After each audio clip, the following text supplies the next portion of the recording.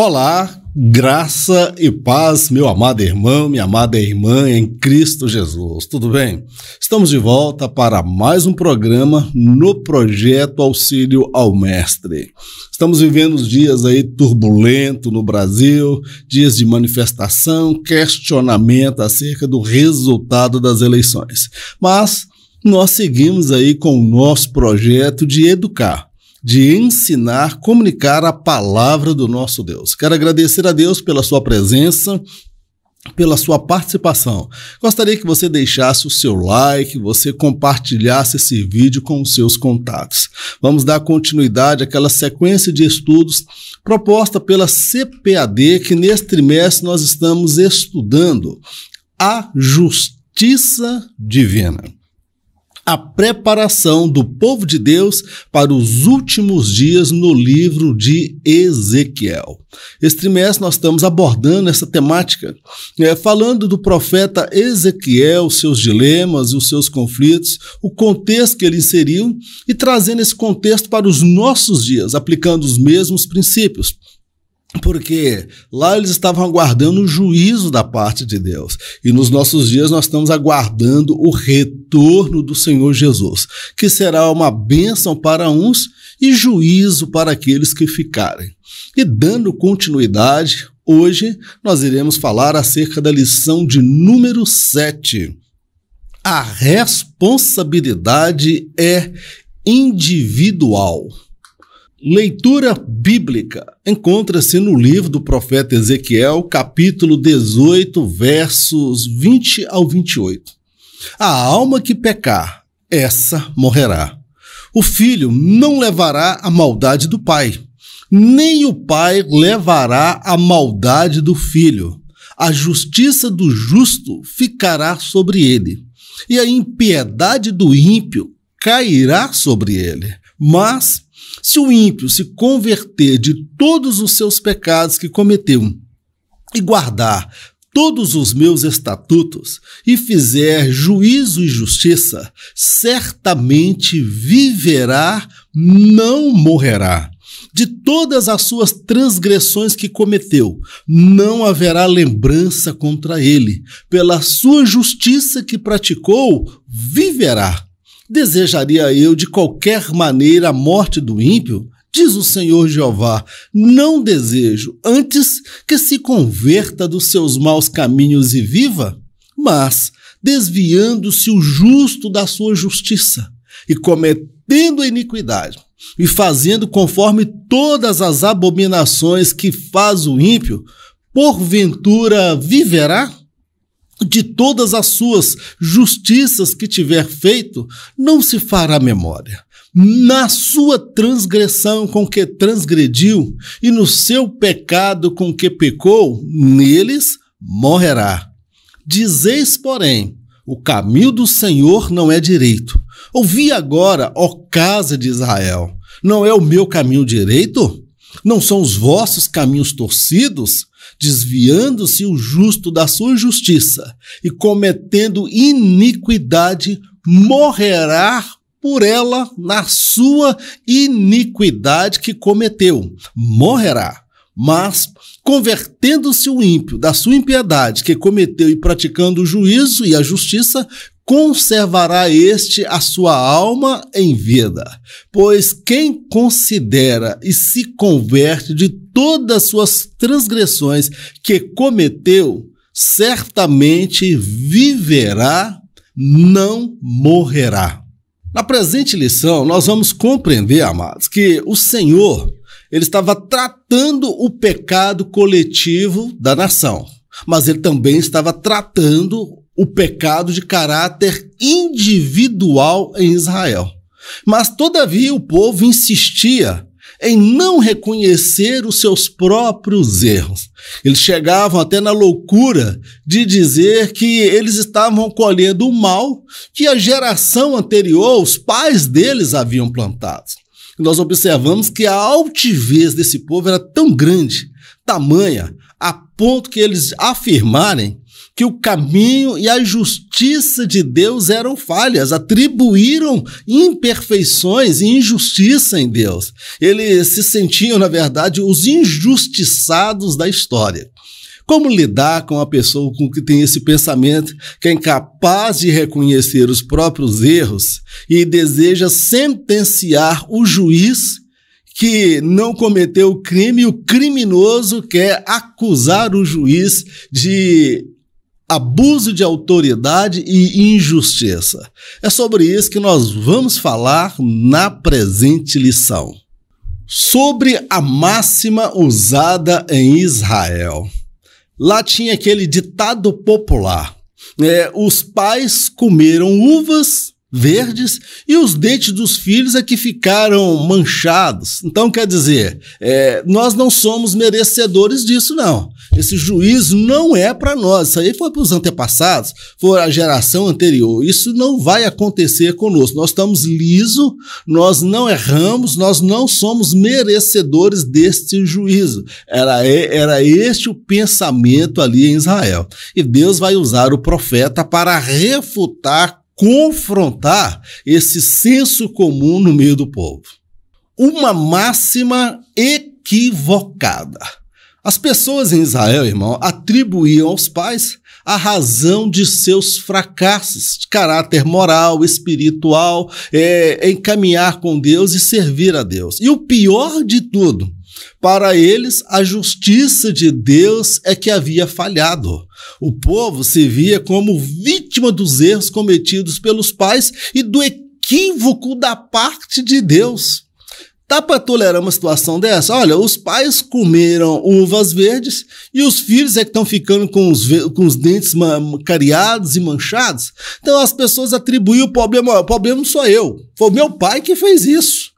Aí colocava o próprio pai e a mãe na reta, parecendo aquela pessoa que é político, que a esposa morreu e depois jogou para cima dela todos os crimes que ele havia cometido, porque a defunto não podia mais falar. Então Israel havia esta máxima, ou seja, quem errou foram os antepassados, foram os pais, foram a geração anterior. Então para eles, além deles fazerem isso, eles estavam dizendo, olha, Deus, o senhor está equivocado.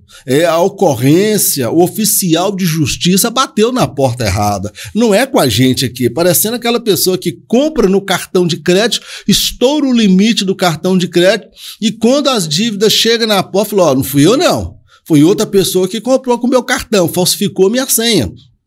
Falsificou minha assinatura. Eles estavam dizendo que havia um equívoco da parte de Deus, que a justiça de Deus estava sendo falha, que Deus não havia punido quem de fato merecia punição. Então o povo, o que acontecia? Eles se viam como vítimas dos erros cometidos por outros. E o equívoco da parte de Deus, irmãos, como você tolera uma situação dessa? Como tratar com um povo deste que não reconhece os seus erros, atribui o erro a terceiros? É o mesmo dilema lá do Jardim do Éden. A Eva acusou a serpente, Adão acusou a mulher e também acusou a Deus. Falou, olha, a mulher que o Senhor me deu, só o sangue de Jesus nela. Mais uma vez, um homem tentando atribuir os seus atos nefastos, falhos, ao Criador. Não foi a primeira vez. Então o profeta veio confrontar esse pensamento, esta máxima que o povo dizia lá nos seus dias. Jeremias e Ezequiel trataram do assunto. Nós vemos aqui que ambos os profetas protestaram contra a incoerência de Israel em não assumir seus erros. Agora, uma outra interpretação do texto, irmão, sugere o seguinte: eles pecaram, mas o mal recairia sobre os seus filhos e não sobre eles. Quando nós lemos esse assunto que os pais pecaram e os dentes dos filhos é que ficaram manchados, observe uma coisa. Numa primeira interpretação, eles querem dizer que quem pecou foram os pais. E os pais não pagaram pelo preço. Os filhos estariam pagando pelo preço do erro dos pais. Mas agora uma outra interpretação me leva a compreender que eles poderiam ter até pecado, mas os filhos é que pagariam pelos erros dos pais. Então há duas interpretações aí passíveis. Eles podem estar culpando a geração anterior a deles, ou então eles podem estar transferindo, desejando transferir a bomba, o juízo, a espada, a fome, tudo que de maldição para a geração vindoura. Eram pessoas que não têm critério, que não tinham respeito com o pai, não tinham respeito com os filhos. Ambos os profetas, irmãos, eles contestaram esta incoerência. É como os profetas falaram, olha, é um absurdo o que vocês estão dizendo. Vocês estão atribuindo imperfeição a Deus. Vocês estão tirando do ombro de vocês a responsabilidade, irmãos. Irmãos, errar, todo mundo erra. Agora, uma coisa que Deus espera, irmãos, é que nós sejamos coerentes. Que nós venhamos assumir o nosso erro quando formos confrontados com ele. É por isso que Davi, quando foi confrontado com o seu pecado, ele fala, eu pequei mesmo contra Deus. O filho pródigo, pequei contra os céus e perante o Senhor. Ou seja, a pessoa quando ela é confrontada com o seu erro, ela tem que assumir, mas Israel não assumiu. Isso mostra assim, a degradação moral do caráter deste povo. Então, meu querido, Deus confrontou, contestou e expôs para eles abertamente que eles eram sim os merecedores do juízo que estava por vir. O problema em nosso tempo. Parece que a coisa ficou só lá, mas não. Esse pensamento em nossos dias leva o nome de maldição hereditária.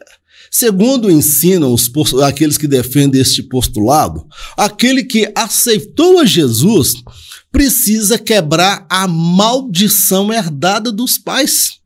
E nós podemos afirmar com toda convicção que isto é uma falácia, pois quem está em Cristo não está mais debaixo de maldição. O problema daquela época, eles diziam, olha, o problema é maldição hereditária. Nós estamos pagando por aquilo que os nossos pais fizeram, por aquela maldição. Pegava o texto lá de Êxodo, falando que a ira de Deus viria até a segunda, terceira e até a quarta geração. Só que eles não levam em consideração o seguinte, irmão.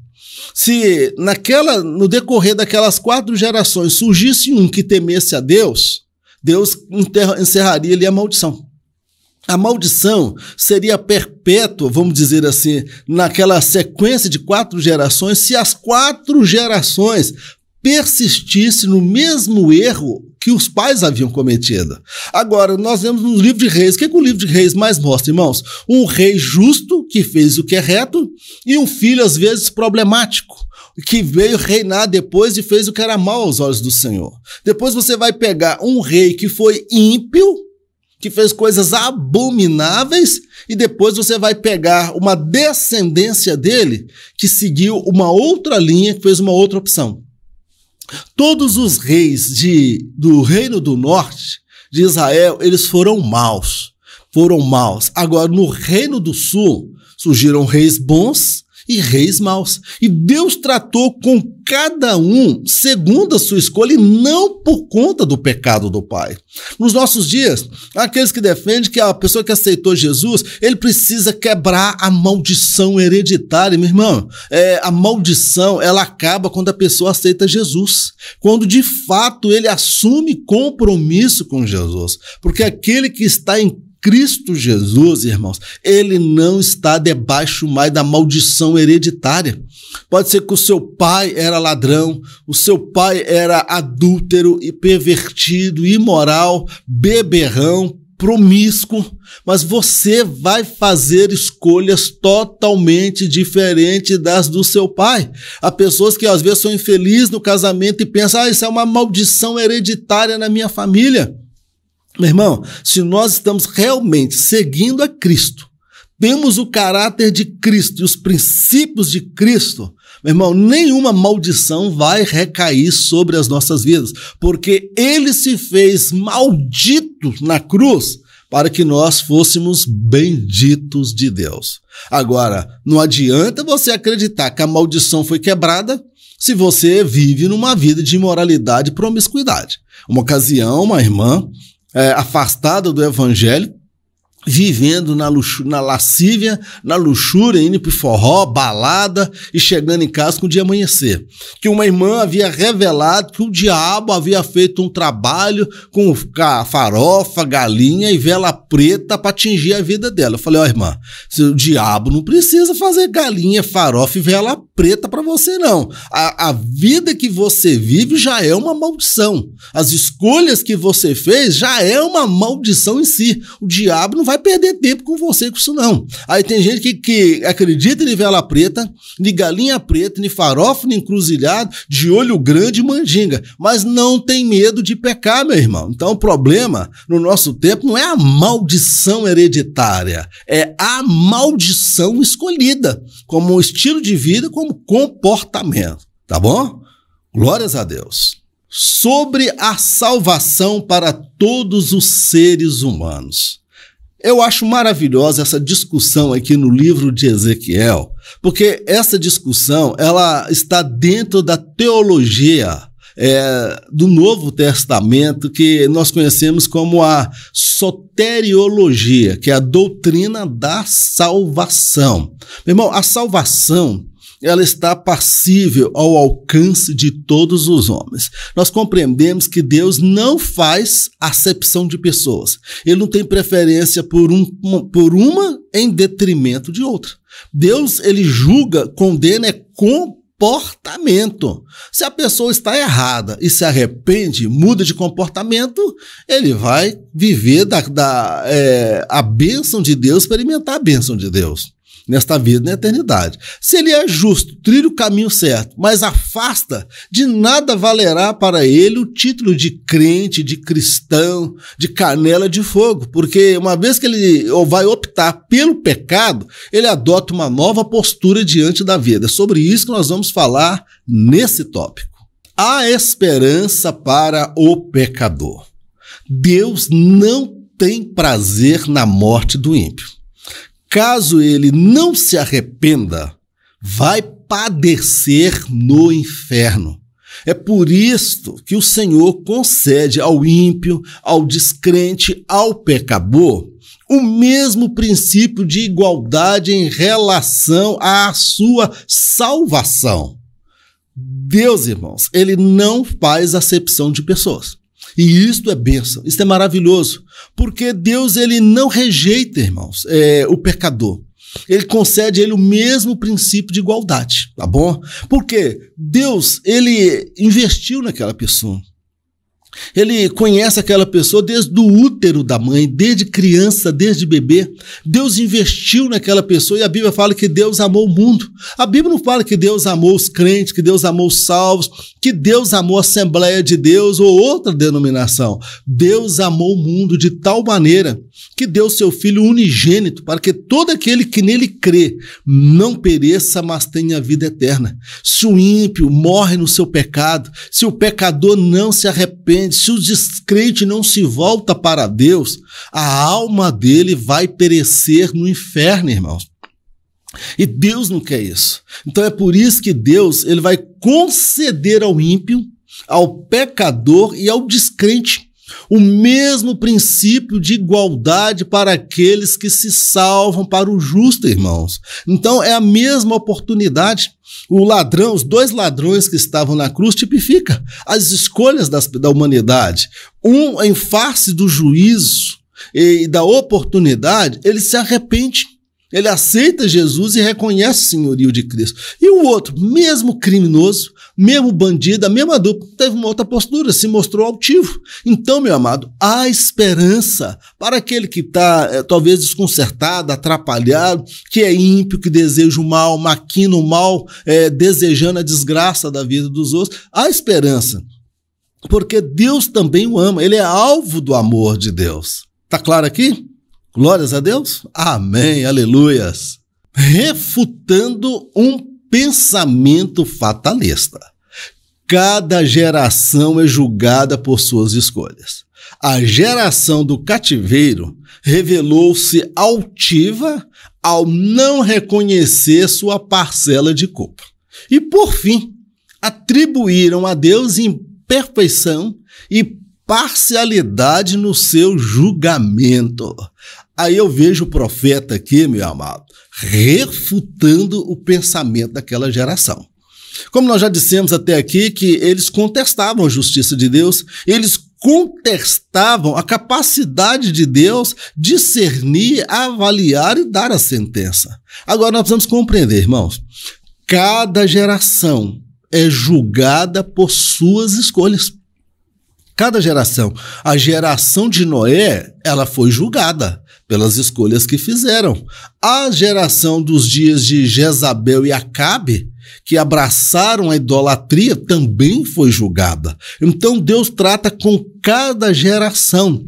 Então, nós somos assim porque nós viemos de lá dos nossos pais que faziam isso e aquilo. Irmão, cada geração vai ser julgada, cada geração faz a sua escolha. Lá em Nínive, por exemplo, a geração de Nínive, dos dias do profeta Jonas, se converteu a Deus de todo o coração, 3 dias de jejum, mas a geração seguinte não, é tanto que Deus exterminou o Império Assírio. Ele não existe mais, não existiu, Deus aniquilou, mas aquela geração específica, aquela geração se converteu. Agora, a geração de Israel, de Judá, que foi para o cativeiro, olha que geração altiva, soberba, petulante. Se fosse nos nossos dias, eu vejo um caso aí que nós vemos aí, alguém que na Lava Jato, quando foi sentenciado pelo Petrolão, pelo Mensalão, por desvio de corrupção, bilhões e bilhões de reais, eles queriam culpar o juiz, que o juiz que estava causando tudo aquilo, atribuir o erro àquele que estava julgando. Então nós estávamos vivendo uma verdadeira inversão de valores, irmãos, onde o bandido estava querendo prender a polícia. Então nós vemos algo muito parecido com o que aquela geração que foi para o cativeiro em Israel viveu. Eles atribuíram a Deus imperfeição e parcialidade no seu julgamento. Nós vemos aquela cena do juiz Sérgio Moro sendo questionado pelo ex-ladrão, que foi o ladrão que foi solto do STF na ocasião do julgamento, perguntando se ele era um juiz imparcial, se ele estava usando de imparcialidade. Irmãos, é um absurdo que nós vimos, às vezes nós olhamos lá nos tempos bíblicos, isso se repetindo nos nossos dias. E as pessoas achando que é normal. Meu irmão, nós estamos vivendo uma inversão de valores tão grande que os direitos humanos são para as pessoas desumanas. São aqueles que matam, que roubam, que assassinam, que arrancam, tiram vidas e querem ser tratados como vítimas da sociedade. Nós vemos aí o mundo está virando de cabeça para baixo. Então, Deus usou o profeta para refutar e confrontar aquele pensamento fatalista, como se eles fossem vítimas da circunstância, da sociedade ou dos erros cometidos pela geração anterior. 2 situações. Aqui nós vemos que o Senhor, ele revelou não ter preferência por pessoas, pois ele julga o comportamento de cada uma delas. Caso o ímpio ou o justo mudarem de postura, eles receberão o bem ou o mal a partir da escolha realizada. E o passado deles não será levado em consideração. Aqui é um verdadeiro tratado teológico. Aqui nós vemos coisas, riquezas, pérolas grandiosas com relação à soteriologia, doutrina da salvação, à martiologia, a doutrina do pecado e a regeneração. Vamos lá. O Senhor aqui, 2 situações. A primeira situação, Deus revela que se o ímpio se arrepender do seu mau caminho, ele se converter, Deus o tomar para si, irá abençoar e ele vai viver por conta da justiça que praticou. Em relação ao seu pecado, Deus nem vai levar em consideração, jogou no mar do esquecimento. Agora, o oposto pode acontecer. O justo deixar de viver ser justo. Aí ele leva o nome de justo, ele leva o nome de crente, ele leva o nome de evangélico, ele leva o nome de pentecostal, ele leva o nome de assembleia, ele leva o nome de obreiro, de pastor e por aí vai. Mas não é o nome que define a pessoa, são as atitudes. Então, se ele decidir não mais praticar a justiça e se envolver com o pecado, ele morrerá no seu pecado e tudo que ele fez em relação ao seu passado não será levado em consideração. Águas passadas não movem moinho, meu querido. Então o que Deus estava querendo deixar claro? Deus não tinha os seus preferidos. Deus não tinha os seus menininhos queridinhos, igual aquela mamãe que vai paparicar o filho que apronta, o filho que não estuda, o filho que não se dedica, o filho que não ajuda com as tarefas de casa. Tem aquela mãe que estraga o filho. Ela vive paparicando um marmanjão que não sabe fazer nada na vida. E não pode, Deus não tem os seus queridinhos não de estimação. É por isso que Deus revelou no texto que ele não tem preferência por pessoas. Deus julga o comportamento.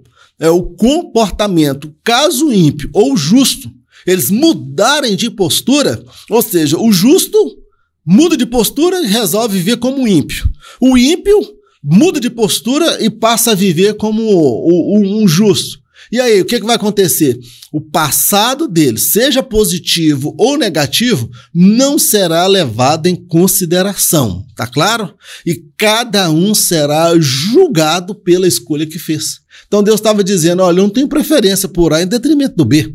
Eu julgo é comportamento. É por isso que nós acreditamos que, uma vez salvo, não é sempre salvo não, irmãos. Alguém pode meter o pé pelas mãos, meter o louco, fazer o que não deve e perder o caminho do céu. E alguém pode estar perdido, desorientado e ao aceitar Jesus e ser salvo, como foi o ladrão lá na cruz. Alguém vai falar, o bom ladrão e o mau, não, todo ladrão é mau. A diferença foi a escolha. Cada um fez a sua escolha. Bom é aquele que dá oportunidade aos dois ladrões. Agora, como cada um vai fazer a gestão desta oportunidade, aí é uma responsabilidade individual.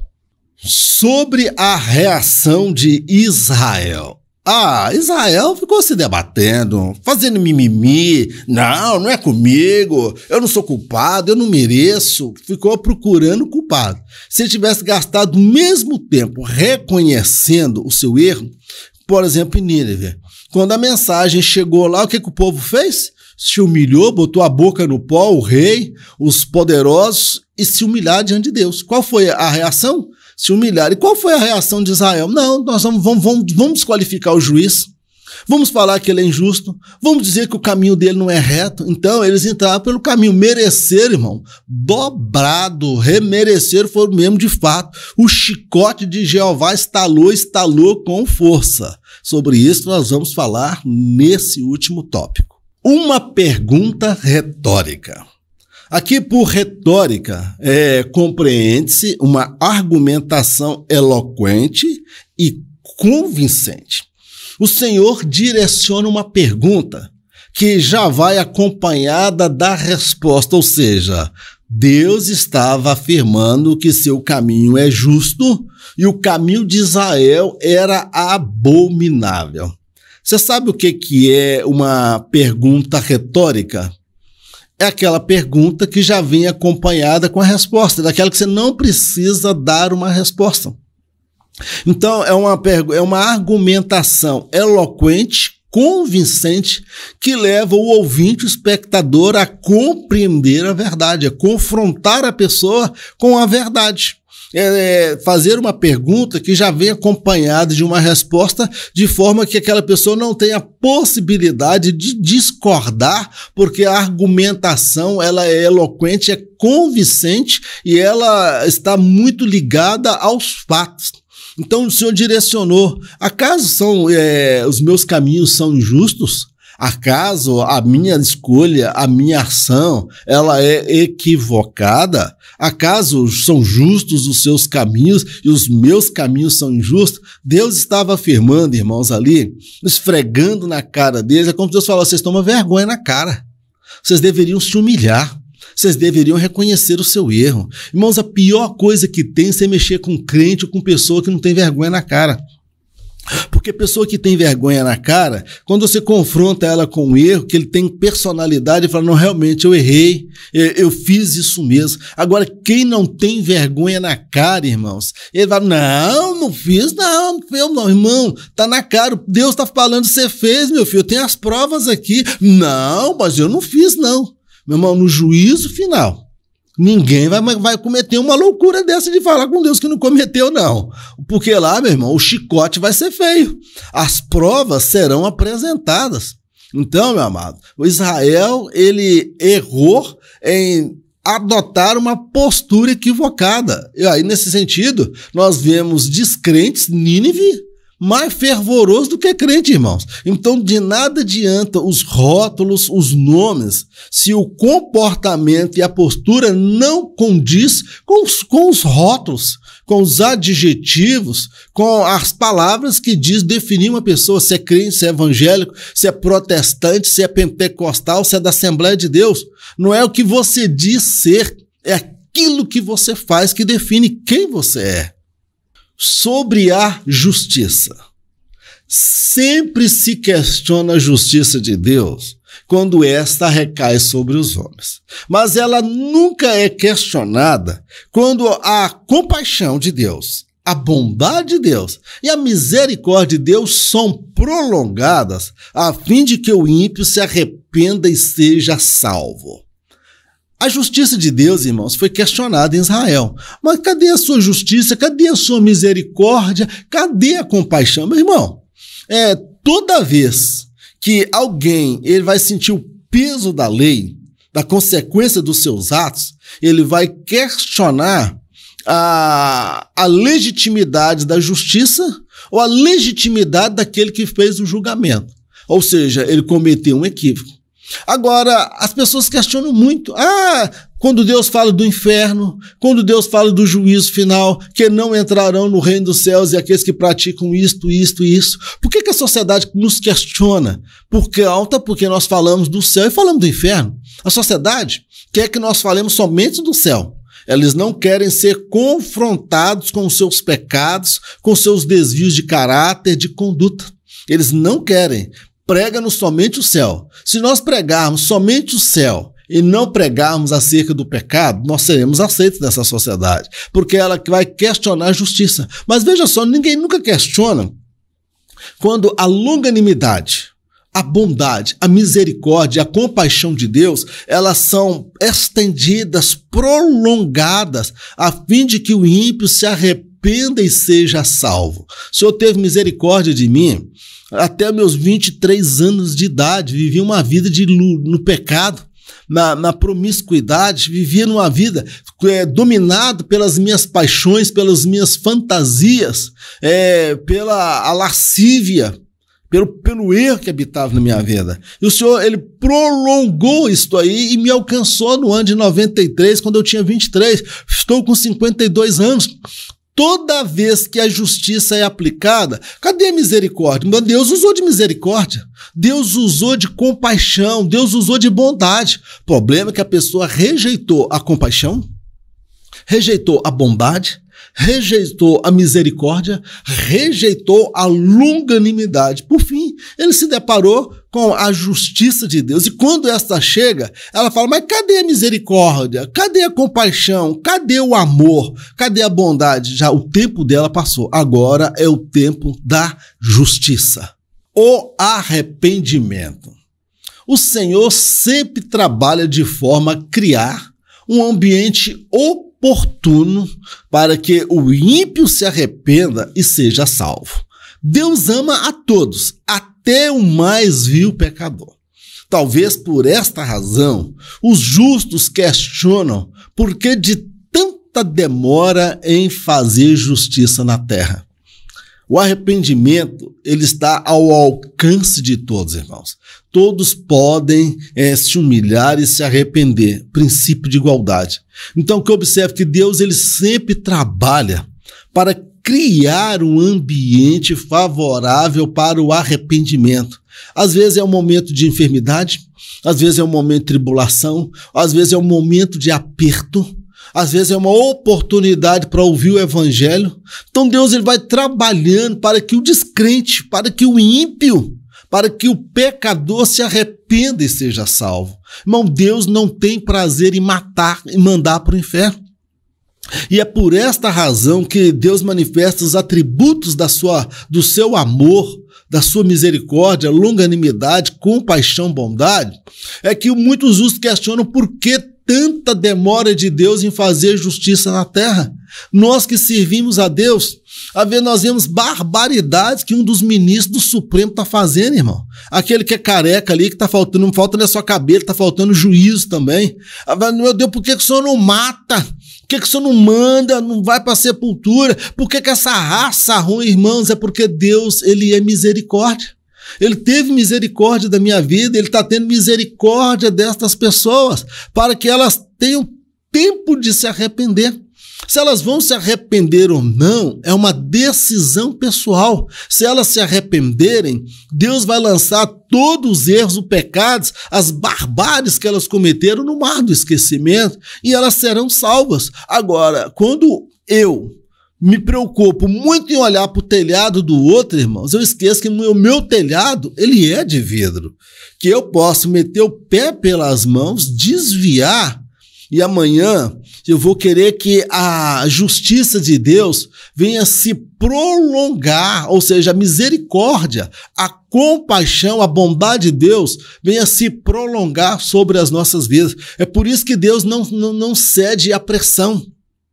É por isso que Deus não muda, porque nós estamos fazendo pressão, é porque Deus está criando um ambiente para que até o ímpio, o mais vil pecador se arrependa, tá bem, meu amado? Então, por esta razão, muitas vezes nós acabamos questionando o porquê da demora de Deus em fazer justiça na terra. Meu amado, encerramos aqui a nossa lição. Passou tão rápido que esses minutos são muito pouco para nós abordarmos essa palavra de Deus. A minha oração é que o Espírito de Deus venha completar esta palavra no teu coração. Vivemos dias turbulentos na nossa nação, dias de aflição, dias de conflito. Eu estou orando, mas eu também estou agindo. Estou indo para a porta de quartéis, aqui na minha cidade tem um tiro de guerra em Governador Valadares. Estou participando de movimentos sociais que estão buscando a justiça sobre a nossa nação, para que o resultado da eleição seja de fato aquele que foi escolhido pelo povo, para que a vontade de Deus ela seja soberana sobre a nossa nação. Eu convido você, não fique apenas de braços cruzados. Vamos sair para lutar, mas não lutar de pau, pedra, porrete, não. Nós vamos orar, vamos jejuar, mas nós vamos para a porta dos quartéis, irmãos.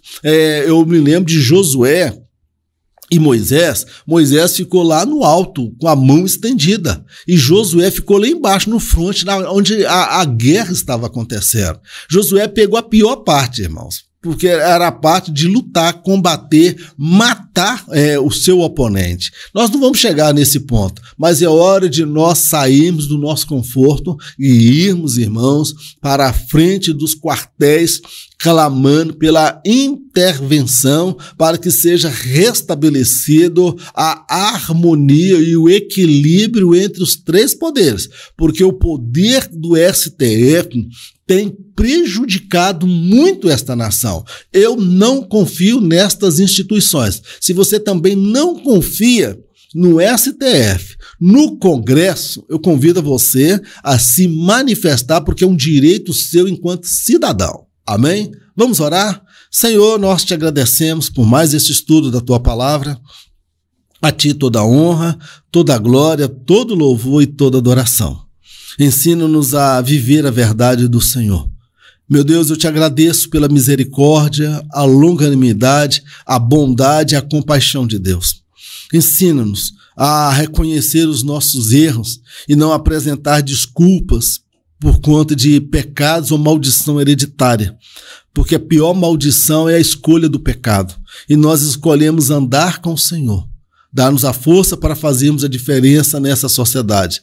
Abençoa o nosso país, o Brasil, nesses dias de conflito, de desavença, dias de tensão, mas que a tua vontade, meu Deus, ela prevaleça sobre esta nação. pois assim te oramos agradecidos no nome de Jesus. Amém. Que o grande amor de Deus, a graça do nosso Senhor e Salvador Jesus Cristo e as doces consolações do Espírito Santo de Deus seja com todo o povo de Deus, não somente hoje, mas para todo sempre, em nome de Jesus. Amém. E Deus os abençoe e até a próxima oportunidade, se não houver arrebatamento, porque em caso de arrebatamento, eu não estarei aqui para ministrar a próxima lição e nem você também estará aí. Fique na paz, Deus te abençoe, em nome de Jesus.